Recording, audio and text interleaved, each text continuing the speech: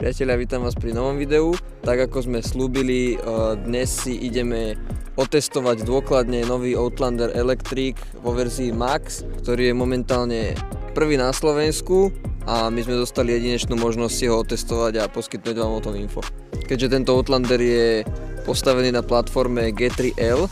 a úplne najpodobnejší model k nemu je Outlander HD7 aj výkonom, aj podvozkom,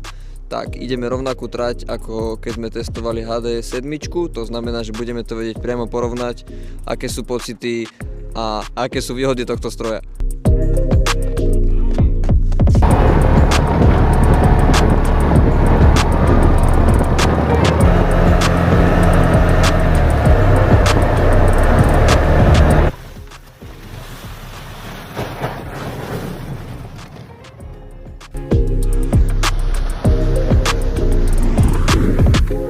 Tak prvý úsek je za nami, prvé pocity sú